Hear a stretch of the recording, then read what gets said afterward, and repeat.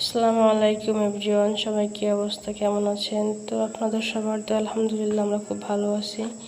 তো আমাদের এলাকায় একটা দুর্ঘটনা ঘটে যাওয়ার সঙ্গে সঙ্গে আমরা সবাই খুলনায় চলে আসছি বাসা নিয়ে, যেহেতু ছেলে মেয়েকে স্কুল মাদ্রাসায় পড়াতে হবে। আর এত রিক্সও পড়ানো যাবে না, ওদের তো বসায় রাখা যাবে না, স্বাভাবিক দুর্ঘটনা ঘটতেই পারে, সব এলাকায় কম বেশি ঘটতেছে। তো যাই হোক, এখানে আমার ছোটো মেয়েকে আমার ভাইয়ের মেয়েকে ভর্তি করছি। তো আমরা সবাই বাড়িতে চলে আসছি, সবাই আসেনি আর কি, কেউ বাড়িতে আছে, কেউ বাপের বাড়িতে আছে। সবাইকে খুবই খুবই মিস করতেছি, যা বলার মতো না। এটা হচ্ছে আমার ভাইয়ের মেয়ে তাসফিয়া জান্নাত তাসনূর। তো আমার নাবিয়া, আমার ছোটো মেয়ের নাম আছে নাবিয়া।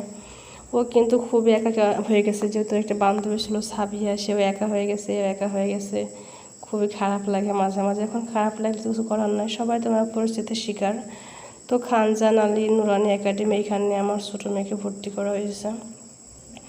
তো মেন রাস্তার সাইডে মাদ্রাসাটা। তো একটা সমস্যা হয়েছে গিয়ে যেহেতু মাদ্রাসা ভর্তি হয়েছে মাত্র কয়েকদিন, মনে হয় 1 সপ্তাহ হয়েছে ক্লাস করছি, এর ভিতরে পরীক্ষা শুরু হয়ে গেছে আর কি। পরীক্ষা সাজেশন দিয়ে দিচ্ছে 6 তারিখ থেকে পরীক্ষা হবে। তো আপনার সবাইদের জন্য দোয়া করবেন, যেহেতু এরা অনেকদিন ক্লাস করতে পারে না। তারপরে সবে মাত্র শুরু হয়েছে, ক্লাস আসছে, নতুন জায়গায় আসছে, একটু তো সময় লাগে। তো যাই হোক, আমরা কিছু নাস্তা পানি কেনাকাটা করে সবাই চলে গেলাম বাসায়।